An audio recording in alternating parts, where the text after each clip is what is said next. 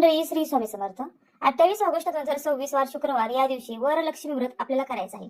वर आणि लक्ष्मी म्हणजे वरदान देणारी लक्ष्मी, साक्षात भगवान विष्णूंची पत्नी असलेल्या श्री महालक्ष्मींचं आपल्याला पूजन करायचं आहे. तेच आपण आजच्या या व्हिडिओमध्ये पाहणार आहोत. बघा, रक्षाबंधनाचा आधीचा जो शुक्रवार येतो तेव्हा आपण वरलक्ष्मी व्रत करत असतो. पण योगायोग यावर्षी असा आला आहे की वरलक्ष्मी व्रत व रक्षाबंधन एका दिवशी आले आहे. बघा, वरलक्ष्मी व्रत आणि वैभवलक्ष्मी व्रत हे दोन्ही व्रत पूर्णपणे वेगवेगळे आहे. काही ठिकाणी याला वरलक्ष्मी व्रत सुद्धा म्हटलं गेलं आहे. वरलक्ष्मी व्रत हे वर्षातून एकदाच येतं आणि ते श्रावणातील एका शुक्रवारचं व्रत असतं. त्याच दिवशी संकल्प करायचा असतो, पूजा मांडणी करून विधिवत पूजा करायची असते आणि संध्याकाळी या व्रताचं उद्यापन सुद्धा करायचं असतं. वैभवलक्ष्मी व्रतामध्ये आपण जेव्हा कलश मांडतो तर त्या कलशामध्ये आपण पाणी भरतो. पण या वरलक्ष्मी व्रतामध्ये कलशात पाणी न भरता त्यामध्ये तांदूळ भरायचे असतात आणि पूजा मांडणी देखील खूप साधी आणि सोपी आहे. तर बघा, हे वरलक्ष्मी व्रत तुम्ही कर्जमुक्तीसाठी, आपल्या घरामध्ये सुख शांती समृद्धी राहावी, तसेच लक्ष्मी प्राप्तीसाठी किंवा आपल्या कुटुंबातील मंडळी रोगमुक्त राहावीत यासाठी सुद्धा तुम्ही हे व्रत करू शकता. तसेच प्रत्येक महिलेने आपल्या घरामध्ये धनधान्याला बरकत राहावी यासाठी हे एक दिवसाचं व्रत आवर्जून करावं. तर बघा, थोडक्यात काय, तर हे एका दिवसाचं व्रत आहे आणि म्हणून आवर्जून करावं. आता ते कसं करावं, काय करावं या संदर्भातली संपूर्ण माहिती मी तुम्हाला देत आहे. तर संपूर्ण व्हिडिओ तुम्ही स्किप न करता पहा. चला तर आजच्या या व्हिडिओला सुरुवात करूया.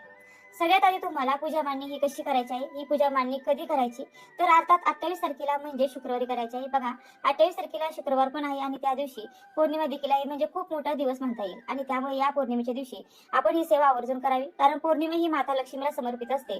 तर ही मांडणी तुम्ही सकाळी केली तरी चालेल किंवा जेणेकरून दिवसभर ती तुमच्या घरामध्ये राहील. जर तुम्ही वैभवलक्ष्मी व्रत करत असाल तर ज्या पद्धतीने वैभवलक्ष्मीची मांडणी असते त्याच्या शेजारीच तुम्ही ही मांडणी करायची आहे आणि ही मांडणी तुम्ही दिवसभर करून ठेवण्याचा देखील प्रयत्न करावा, म्हणजे जेणेकरून दिवसभर माता लक्ष्मीचा वास आपल्या घरात राहील. अर्थात वैभवलक्ष्मीची मांडणी आपण संध्याकाळी करत असतो आणि ती दर शुक्रवारी देखील करत असतो. आणि वरलक्ष्मीची मांडणी ही वर्षातून एकदाच करायची असते आणि हे व्रत वर्षातून एकदाच केलं जातं आणि एकच दिवशी हे व्रत केलं जातं. म्हणून सांगते की सकाळी मांडणी करा. अगदी सकाळी तुम्ही 5 ला करा, 6 ला करा, ब्रह्ममुहूर्तावर केली तरी देखील खूप उत्तम. पण नाही शक्य होत तर तुम्हाला तेवढे जास्त लवकर मांडणी करता येईल तेवढं लवकर करण्याचा प्रयत्न करावा. आता ही पूजा मांडणी कशी करायची ते पण तुम्हाला सांगते. पण सगळ्यात आधी वरलक्ष्मी व्रत म्हणजे वरलक्ष्मी व्रत हे तेलंगणा, कर्नाटकमध्ये या दिवशी केलं जातं. पण महाराष्ट्रामध्ये ही सेवा केली जात नाही. पण माता लक्ष्मीची ही सेवा आपल्याही घरात व्हावी, तिने आपल्या घरात स्थायी स्वरूपात वास करावा असं प्रत्येकाला वाटत असतं. म्हणून ही मांडणी तुम्हाला करायची आहे आणि ही सेवा देखील तुम्हाला करायची आहे. आता ही माता लक्ष्मीची सेवा आहे, त्यामुळे तुम्ही ही सेवा आवर्जून करावी. तर आता बघा, पूजा मांडणीसाठी एखादा चौरंग किंवा पाट मांडून घ्यायचा आहे. त्यावरती लाल वस्त्र अंतरायचं आहे आणि त्यावर तुमच्याकडे अष्टलक्ष्मी मातेचा फोटो असेल तर तो ठेवायचा आहे. तो नसेल तर माता लक्ष्मीचा तुमच्याकडे जोही कोणता फोटो असेल तर तो ठेवायचा आहे. फोटो नसेल तर अशा वेळेला तुमच्या देवघरामध्ये माता लक्ष्मीची मूर्ती असेल किंवा श्रीयंत्र असेल तर ते ठेवले तरी सुद्धा चालू शकतं. फोटो असेल तर भिंतीला टेकून ठेवायचा आणि श्रीयंत्र किंवा माता लक्ष्मीची मूर्ती असेल तर ते थोडेसे तांदूळ ठेवून त्यावरती ठेवावी. त्यानंतर देवघरातील गणपती बाप्पांची मूर्ती किंवा गणपती बाप्पा स्वरूप म्हणून एक सुपारी घ्यायची आहे. 2 विड्याची पानं ठेवायची आहेत आपल्या उजव्या हाताला आणि त्यावरती थोडीशी तांदळाची रास करून त्यावरती आपल्याला गणपती बाप्पांची मूर्ती किंवा गणपती स्वरूपची सुपारी घेतलेली असेल तर ती ठेवायची आहे. आता माता लक्ष्मींच्या फोटो समोर किंवा मूर्ती किंवा श्रीयंत्रासमोर एक गव्हाची रास टाकायची आहे. त्यावरती हळदी कुंकू अर्पण करून घ्यायचं आणि त्यावरती एक कलश ठेवायचा आहे. त्या कलशाला 5 कुंकवाने उभ्या रेषा ओढून घ्यायच्या आहेत आणि त्या कलशाच्या कंठापर्यंत आपल्याला तांदूळ भरायचे आहेत व त्या तांदळावरती हळदी कुंकू अर्पण करून घ्यायचं आहे. त्यानंतर एक तेलाचा दिवा, त्याचबरोबर एक तुपाचा दिवा सुद्धा आवर्जून लावायचा आहे. माता लक्ष्मीला सुगंध प्रिय आहे, तर सुगंधित अगरबत्ती, सुवासिक धूप, गुलाबाची फुलं, मोगऱ्याचा गजरा मिळाला तर आवर्जून या पूजेमध्ये घ्यायचा आहे. आणि ही पूजा सकाळी ब्रह्ममुहूर्तावरती केली तर अतिशय उत्तम. पण एवढ्या सकाळी सकाळी जर शक्य नसेल तर जितक्या लवकर तुम्हाला ही पूजा करता येईल तितक्या लवकर तुम्ही करण्याचा प्रयत्न करावा, कारण हे व्रत फक्त 1 दिवसाचे असते. त्यावेळी सकाळी पूजा जर लवकर केली तर ती दिवसभर आपल्या घरामध्ये राहते, जेणेकरून आपल्या घरातील वातावरण सकारात्मक लहरी तयार होतात आणि ते आपल्या घरामध्ये वास्तूमध्ये पसरतात आणि त्यामुळे आपल्या घरातील वातावरण देखील प्रसन्न राहतं. तर आता बघा, पूजा मांडणी कशी करायची ते पण पाहूया. प्रथम संकल्प करा आणि नंतर पूजा करण्यासाठी सुरुवातीला दिवा प्रज्वलित करून घ्यायचा आहे. दिव्याचं देखील पूजन करायचं आहे. त्यानंतर गणपती बाप्पा स्वरूप तुम्ही सुपारी घेतली असेल किंवा गणपती बाप्पांची मूर्ती घेतली असेल तर ती एका तांब्यामध्ये घेऊन त्यामध्ये थोड्याशा अक्षता ठेवायच्या. त्यावरती गणपतीची मूर्ती किंवा सुपारी ठेवायची आहे. गणपती बाप्पांच्या मूर्तीवरती गणपती अथर्वशीर्ष किंवा गणपती स्तोत्र म्हणून तुम्हाला अभिषेक हा करायचा आहे. सुरुवातीला स्वच्छ पाण्याने, नंतर पंचामृताने आणि पुन्हा स्वच्छ पाण्याने अभिषेक करताना स्तोत्र देखील म्हणायचं. स्तोत्र म्हणता येत नसेल तर तुम्ही ओम गण गणपती नमः हा मंत्र म्हणून अभिषेक केला तरी सुद्धा चालेल. अभिषेक एक झाल्यानंतर मूर्ती ही स्वच्छ पुसून घ्यायची आहे. त्यानंतर त्या विड्याच्या पाण्यावरती किंवा त्या प्लेटवरती ती मूर्ती किंवा ती गणपती बाप्पा स्वरूप जी सुपारी आहे तर ती ठेवायची आहे. हळदी कुंकू अर्पण करून घ्यायचं. तुमच्याकडे जर असेल एखादं लाल फूल किंवा दुर्वा तर त्या देखील तुम्हाला गणपती बाप्पांना अर्पण करून घ्यायचं आहे. कापसाचं वस्त्र देखील अर्पण करून घ्यायचं आहे. धूप दीप ओवाळून घ्यायचा आहे आणि त्यानंतर साखरेचा किंवा गुळ खोबऱ्याचा आपल्या गणपती बाप्पांना नैवेद्य हा दाखवायचा आहे. आता पूजेला सुरुवात करायची आहे. जो माता लक्ष्मींचा तुमच्याकडे फोटो असेल तर तो स्वच्छ पुसून तुम्हाला त्याला हळदी कुंकू लावून घ्यायचा आहे. हार असेल तर तुम्ही त्यांना अर्पण करायचा आहे. गजरा असेल तो देखील तुम्ही माता लक्ष्मीला अर्पण करायचा आहे आणि वस्त्रमाळ सुद्धा अर्पण करायचे आहे. मूर्ती किंवा श्रीयंत्र असेल तर गणपतीचा अभिषेक झाल्यानंतर त्या माता लक्ष्मीच्या मूर्तीवर किंवा श्रीयंत्रावर सुद्धा तुम्हाला अभिषेक करायचा आहे. सुरुवातीला स्वच्छ पाण्याने त्यानंतर दुधाने किंवा पंचामृताने आणि परत स्वच्छ पाण्याने अभिषेक करताना तुम्ही श्री सुक्त म्हणू शकता किंवा माता लक्ष्मीचा जोही कोणता मंत्र येत असेल तो म्हटला तरीही चालेल. मंत्राने तुम्ही 108 वेळा अभिषेक करू शकता किंवा 21 वेळा 51 वेळा मंत्र म्हणून सुद्धा अभिषेक करू शकता. श्री सुक्तम तुम्ही 1 वेळा म्हणून, 11 वेळा म्हणून, 7 वेळा म्हणून, 9 वेळा म्हणून, 16 वेळा म्हणून सुद्धा अभिषेक हा करू शकता. आता त्यानंतर ते श्रीयंत्र किंवा ती मूर्ती स्वच्छ पुसून जागेवर ठेवायची आहे. माता लक्ष्मीला हळदी कुंकू अर्पण करायचा आहे. गजरा असेल तर तो अर्पण करा. लाल फूल अर्पण करा. वस्त्रमाळ अर्पण करा आणि जो तांदळाने भरलेला कलश आपण ठेवलेला आहे त्यावरती एक नारळ ठेवायचा आहे. हा नारळ पाण्याने भरलेला असावा. हे आपल्याला कुणी ओटीत वगैरे दिलेला नसावा, म्हणजे आपल्या स्वतःच्या पैशाने आणलेला नारळ यावरती आपल्याला ठेवायचा आहे. आणि नंतर या नारळाला देखील हळदी कुंकू अर्पण करून घ्यायचं. वस्त्रमाळ अर्पण करायची. गजरा असेल तो देखील तुम्ही अर्पण करा. धूप दीप ओवाळून घ्या आणि हे सगळं करत असताना ओम श्री महालक्ष्मी नमः, ओम श्री महालक्ष्मी नमः किंवा श्री सुक्तम तुम्ही म्हणू शकता किंवा महालक्ष्मी अष्टकम तुम्ही म्हणू शकता. आणि त्यानंतर आता आपल्याला नैवेद्य दाखवायचा आहे. नैवेद्य मी सुरुवातीला सांगितल्याप्रमाणे या व्रतामध्ये 21 प्रकारच्या नैवेद्यामध्ये तुम्ही ड्रायफ्रुट्स, गोड पदार्थ आणि फळ मिळून 21 नैवेद्य तयार करू शकता आणि त्याचा नैवेद्य दाखवू शकता की जसे की तुम्ही काजू, मनुके, बदाम, वेगवेगळे फळ, गोड पदार्थामध्ये खीर, पेढे, दूध, साखर, बासुंदी किंवा अजून जे काही असेल असे सर्व मिळून तुम्ही 21 प्रकारचे थोडे थोडे पदार्थ छोट्या छोट्या प्लेटमध्ये, वाटीमध्ये घ्यायचे आहे. आता यामध्ये तुम्ही ड्रायफ्रुट्स, मग काजू, बदाम असेल तर माता लक्ष्मीला ते देखील तुम्ही अर्पण करू शकता. तुम्ही फक्त दूध, साखरेचा नैवेद्य जरी देवी माता लक्ष्मीला अर्पण केला तरी सुद्धा प्रिय आहे. किंवा तुम्ही खीर देखील अर्पण करू शकता. अगदी तुम्ही शिरा जरी केला तरी काही हरकत नाही. लवंगा बघा माता लक्ष्मीला खूप प्रिय आहे, त्या सुद्धा तुम्ही माता लक्ष्मीला नैवेद्य स्वरूप अर्पण करू शकता. वेलदुडे ज्याला आपण वेलची म्हणतो ते सुद्धा अर्पण करायचे आहे. बघा तुमच्याकडे 21 प्रकारचे नैवेद्य देता आले नाही तर तुमच्याकडे जे देता येईल ते द्या. शेवटी भक्ती महत्वाची आहे आणि नैवेद्य दाखवून आरती करायची आहे.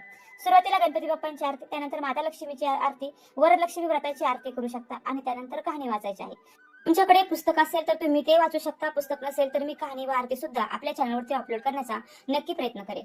आता बघा या दिवशी उपवास सुद्धा करायचा असतो. उपवास दिवसभर करायचा आहे आणि संध्याकाळी उद्यापन झाल्यानंतर उपवास हा सोडायचा आहे. उपवासाला तुम्ही फळे खाऊ शकता, ज्यूस देखील घेऊ शकता, चहा, कॉफी, दूध सुद्धा तुम्ही घेऊ शकता. हवे असेल तर साबुदाणा किंवा भगर गोड बनवून तुम्ही खाऊ शकता. पण शक्यतो तिखट मिठाचा वापर करू नये.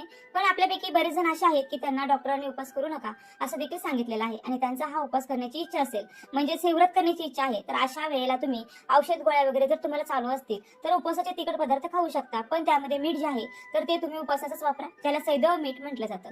तर त्या मिठाचा वापर करावा आणि तिखट मिठाचा जर फराळ करणार असाल तर तो फक्त तुम्ही एकदाच खावा. संध्याकाळी उद्यापनानंतर लगेच आपल्याला आपला उपवास जो आहे तर तो सोडायचा आहे. त्याच्यामुळे आता बघा उद्यापन हे कसे करावे. उद्यापनासाठी 5, 7, 9 सवाशण महिला बोलवायच्या आहेत. जर नाही मिळाल्या तर एक सवाशण किंवा एक कुमारिका माता लक्ष्मी स्वरूप मानून तिची पूजा करावी. आता पूजा मांडणी तर आपण सकाळीच केलेली आहे. संध्याकाळी फक्त धूप आणि दीप आपल्याला लावून घ्यायचा आहे आणि ज्या महिला किंवा कुमारिका आपल्या घरी येतील त्यांचं प्रथम पाद्यपूजन म्हणजेच त्यांचे पाय वगैरे स्वच्छ धुवायचे आहेत. त्यांना हळदी कुंकू लावायचं आहे. त्यांना बसण्यासाठी आसन द्यायचं आहे. त्यांना पिण्यासाठी तुम्ही चहा, कॉफी किंवा दूध देखील देऊ शकता.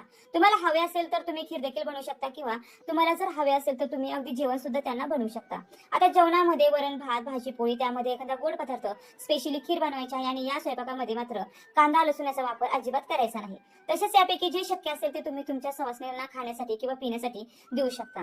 आता त्यानंतर त्यांची ओटी देखील तुम्हाला भरायची आहे आणि त्या ओटीमध्ये एक फळ जे आहे तर ते आवर्जून द्यायचं आहे आणि या प्रकारे अगदी साध्या सोप्या पद्धतीने उद्यापन हे करायचं आहे. आता उद्यापन झाल्यानंतर रात्री उपवास सोडायचा आहे. उपवास सोडताना जो काही गोड पदार्थ आपण नैवेद्य दाखवण्यामध्ये असेल तर तो गोड पदार्थ अगोदर खायचा आणि त्यानंतर वरण, भात, भाजी, पोळी खाऊन आपल्याला हा उपवास हा सोडायचा आहे. आता दुसऱ्या दिवशी म्हणजे शनिवारी सकाळी स्नान झाल्यानंतर उत्तर पूजा ही करायची आहे.